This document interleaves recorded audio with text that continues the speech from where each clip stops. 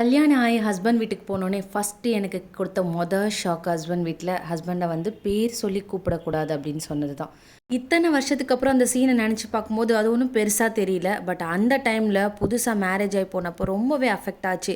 எப்படி நம்ம அந்த மாதிரி கூப்பிட போகிறோம் ஐயோ அப்படின்னு சொல்லி ரொம்ப பெரிய விஷயமா இருந்து ஒரு மாதிரி ஸ்ட்ரெஸ் ஆகி ஒரு 2-3 நாள் ரொம்பவே வந்து கடுப்பாக இருந்தேன். நான் விலாக்லலாம் சொல்லும்போது கூட என்னோட ஹஸ்பண்ட் வந்துட்டாங்க, என்னோட ஹஸ்பண்ட்க்கு லஞ்ச் பேக் பண்ணி கொடுத்தேன், என்னோட ஹஸ்பண்ட் கால் பண்ணாங்க, இப்படி தான் வந்து நான் சொல்லியிருப்பேன்.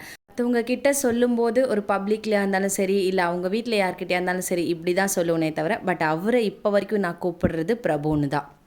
அதுக்காக ஒருத்தவங்கள பேர் சொல்லி கூப்பிட்றதால அவங்க மேலே நமக்கு மரியாதை இல்லைன்னு ஆகிடுமா அப்படின்னா, அவரும் தான் இத்தனை வருஷமாக என்னை சூர்யா சூர்யான்னு கூப்பிட்டுட்ருக்காரு.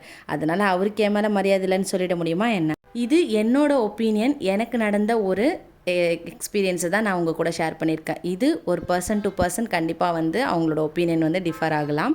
அண்ட் இதே மாதிரி நிறைய பேர் வந்து எக்ஸ்பீரியன்ஸ் பண்ணியிருப்பீங்கன்னு நினைக்கிறேன். அப்படின்னா மறக்காமல் கமெண்ட்டில் ஷேர் பண்ணுங்கள். வீடியோ பிடிச்சிருந்தா லைக் பண்ணிக்கோங்க. நாளைக்கு வேறு ஒரு ஷார்ட்ஸில் பார்க்கலாம். பாய்.